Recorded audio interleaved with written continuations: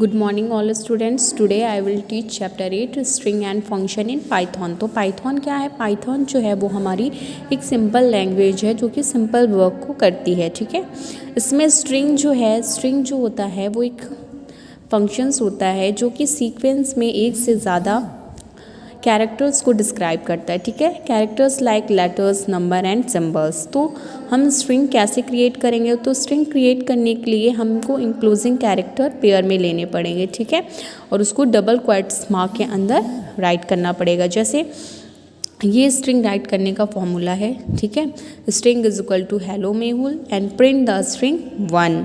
तो स्ट्रिंग 1 हमें प्रिंट करना है। तो अब मेहुल है तो मेहुल में आपको क्या रिप्लाई आएगा, इसका आउटपुट क्या आएगा? तो अब जैसे ये हमने प्रोग्राम बना दिया तो इसका हमें जो आउटपुट होगा वो हमें मिल जाएगा। फिर एक्सेसिंग कैरेक्टर इन स्ट्रिंग। तो स्ट्रिंग में कैरेक्टर्स स्ट्रिंग करने के लिए वो कैरेक्टर को काउंट करके हमें उसका आंसर दे देगा कि मेहुल में कितने कैरेक्टर्स हैं। ठीक है, फिर अगर हमें स्ट्रिंग को सबसेट पार्ट में डिवाइड करना तो उसके लिए 2 ऑपरेटर्स होते हैं। एक होता है इंडेक्स ऑपरेटर, ठीक है, और दूसरा होता है हमारा स्लाइस ऑपरेटर। तो इंडेक्स ऑपरेटर जो होता है उसे हम स्क्वायर ब्रैकेट के अंदर लिखते हैं। ठीक है, और जो स्लाइस ऑपरेटर होता है ये भी स्क्वायर ब्रैकेट के अंदर लिखा तो जाता है मगर इसके अंदर कॉलन लगे होते हैं। ठीक है, दोनों में ये डिफरेंस है। स्ट्रिंग हमें इंडेक्स करना है तो हम लिखेंगे माई नेम इज़ मेहुल, फिर उसके बाद प्रिंट करेंगे तो मेहुल में कितने कैरेक्टर्स हैं? 5 हैं। तो इसने हमें कैरेक्टर्स 5 डाल दिया और उसके बाद ये हमें आउटपुट मिल जाएगा।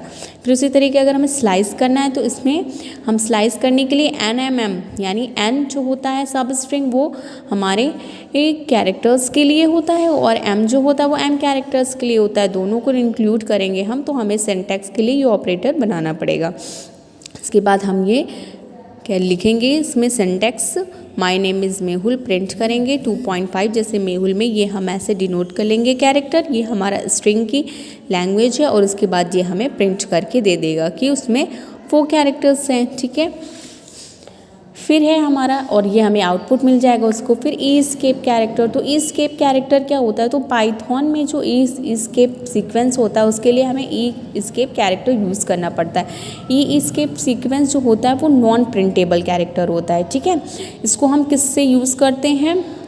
ये जो राइट किया जाता है वो बैक स्लैश के ज़रिए राइट किया जाता है। ठीक है, इसमें जो कैरेक्टर शो होता है उसमें बैक स्लैश लगाते हैं हम। जैसे कि इसका सिंटैक्स ये दिया हुआ है, print it is a raining and slash don't go outside. ठीक है, बारिश हो रही है तो बाहर मत जाओ। तो उसको हम क्या करेंगे? डोंट लगाने के लिए यानी कि बैक स्लैश का यूज़ करते हैं। बैक स्लैश जो इसमें जो बैक स्लैश है यही है एस्केप सीक्वेंस। ठीक है, उसके बाद नेक्स्ट है हमारा, ये देखिए कई सारे एस्केप कैरेक्टर के दिए हैं कि कौन कौन सा इसमें कैरेक्टर्स यूज़ होता है। तो ये डबल स्लैश है, ये प्रिंट बैक स्लैश के लिए, फिर ये सिंगल, ये किसके लिए होता है? ये हमारा एपोस्ट्रोफी होता है। ठीक है, और उसके बाद फिर ये प्रिंट जो होता है डबल क्वेश्चन मार्क के लिए होता है। It is use to add horizontal tab space between text. अगर हमें टेक्स्ट के बीच में हॉरिजेंटल टैब सीक्वेंस स्पेस लाना है तो उसके लिए हम ये यूज़ करेंगे। और b it is use to vertical tab space. Vertical में अगर हमें टैब में स्पेस लाना है तो उसके लिए हम वी यूज़ करेंगे। ठीक है, ये हमारा पाइथन स्ट्रिंग ऑपरेशंस है। तो उसमें स्ट्रिंग कॉन्केटेशन जो है हमारा उसके लिए हमें ये प्रोग्राम बनाना है। जैसे इट इज़ अ रेनिंग, बारिश हो रही है। स्ट्रिंग 2 हमारा क्या है? डोंट गो टू आउटसाइड, बाहर मत जाओ। स्ट्रिंग 3 में स्ट्रिंग +1 +2, अब इन दोनों को ऐड कर देंगे तो नाउ हमें प्रिंट क्या मिल जाएगा? दोनों ऐड हो जाएंगे तो हमें थर्ड में जो है वो पूरा हमें सेम एज पूरे ये मिल जाएगा कि it is raining don't go outside. ये दोनों मर्ज हो जाएंगे एक साथ। ठीक है, तो हमें लास्ट में आउटपुट ऐसा मिल जाएगा। ठीक है, फिर उसके बाद इसमें और सारे ऑपरेटर होते हैं। ये जो होता है ये हमारा स्टार ऑपरेटर, ये रिपीट स्ट्रिंग। अगर हमें स्ट्रिंग को रिपीट करना है तो उसके लिए हम इस ऑपरेटर का यूज़ करते हैं। इन का हम यूज़ करते हैं return true if a string exit with in string. अगर हमें ट्रू रिटर्न करवाना है, अगर हम यानी ट्रू अगर आना है, हमारी जो कंडीशन वो सही है तो उसके लिए इन का यूज़ करेंगे। और नॉट इन का use return true if a string does not exit. अगर हमारी स्ट्रिंग एग्जिट नहीं है तो उसके लिए नॉट इन आएगा। ठीक है, जैसे A in apple gives true, B is not apple यानी ए फॉर एप्पल होता है तो ट्रू आया, बी फॉर एप्पल थोड़ी ना होता है, बी फॉर बॉल होता है तो नॉट आ जाएगा। ठीक है, फिर फंक्शन इन पाइथन, पाइथन में फंक्शन क्या करते हैं, तो जो फंक्शन होते हैं वो किस लिए यूज़ करते हैं, कई सारे फंक्शन हम जैसे मल्टीप्लाई, डिवाइड, ये सारे फंक्शन कुछ भी, तो ये हमारे कई सारे इसमें फंक्शन दिए होते हैं। तो फंक्शन क्रिएट करने के लिए हम क्या करेंगे, depth, area, L and B, जैसे लेंथ एंड ब्रीथ, ये फंक्शन हम किसका लगा रहे हैं, हमें कोई एक एरिया का रेक्टेंगल का फॉर्मूला है तो रिटर्न करने के लिए एल बी हमने फॉर्मूला लगाया, उसके बाद जो वैल्यू हम देंगे वो फॉर्मूला हमें मल्टीप्लाई करके आंसर हमें दे देगा। एडवांटेज ऑफ फंक्शन, फंक्शन का एडवांटेज क्या होता है, इससे हम कई सारे मल्टीपल कैलकुलेशन आसानी से कर सकते हैं, इसमें सम कर सकते हैं, सब्ट्रैक्ट कर सकते हैं, मल्टीप्लाई, डिवाइड, कुछ भी कर सकते हैं, ठीक है।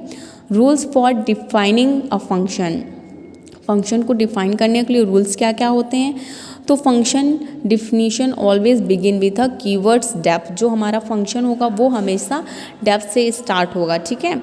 और उसके बाद हम इसमें क्या पैरेंथेसिस ऐड करेंगे, ये हमारा पैरेंथेसिस है। फॉर एग्जांपल जैसे ये हमारा फंक्शन है, डेप्थ ऐड पैरेंथेसिस के अंदर हमने वैल्यू लिखी ए एंड बी, ठीक है। फिर उसके बाद हम सी वैल्यू ले लेंगे, सी में को हमें क्या करना है, ए एंड बी को हमें प्लस करना है, तो सी इज इक्वल टू जो हमारा आंसर होगा वो सी में आ जाएगा, ठीक है, प्रिंट हो जाएगा।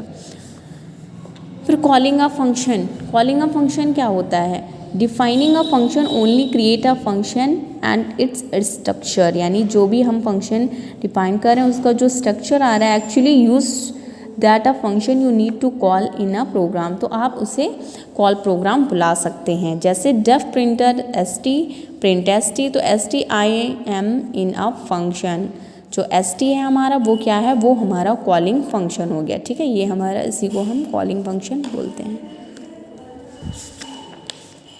फिर है रिटर्न स्टेटमेंट, तो स्टेटमेंट क्या है, स्टेटमेंट या तो टू टाइप्स की होती है, या तो ट्रू कंडीशन आएगी या तो फिर फॉल्स आएगी।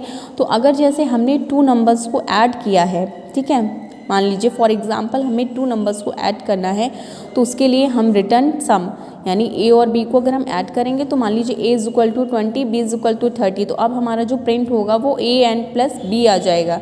तो ये जो रिटर्न वैल्यू हमें मिलेगी वो सही मिलती है या रॉन्ग, ये हमारी कंडीशन जो होती है वो रिटर्न स्टेटमेंट में दी जाती है, ठीक है। फिर उसके बाद है बिल्ट इन स्ट्रिंग मेथड, तो इसमें कई सारे मेथड दिए हैं जिसकी हेल्प से हम कई सारे स्ट्रिंग फंक्शन यूज़ कर सकते हैं। जैसे कैपिटलाइज, तो इसमें क्या होगा कि फर्स्ट लेटर जो होगा आपके स्ट्रिंग का वो कैपिटल हो जाएगा, ठीक है। फिर इज अल्फ़ा में क्या है, इसमें ट्रू तो रिटर्न होगा, एटलीस्ट वन कैरेक्टर जो या ऑल कैरेक्टर्स लेटर जो होंगे वो आपके अल्फ़ाबेट हो जाएंगे, ठीक है। इज डिजिट, तो आपका जो लेटर का कैरेक्टर होगा वो डिजिट होगा। इज़ लोअर, यानी कि जो कैरेक्टर के लेटर होंगे वो लोअर केस में होंगे। इज़ अपर, यानी जो आपके कैरेक्टर के जो लेटर होंगे वो अपर केस में होंगे। लेन स्ट्रिंग, यानी गिव लेंथ स्ट्रिंग, यानी अगर हमें स्ट्रिंग की लेंथ निकालनी है तो उसके लिए हम लेन स्ट्रिंग यूज़ करेंगे। Upper convert lower case letter into upper case, अगर हमें सारे जो हमारे लोअर केस में कैरेक्टर होंगे उनको अपर केस में करना है तो उसके लिए हम अपर ऑप्शन यूज़ करेंगे, ठीक है।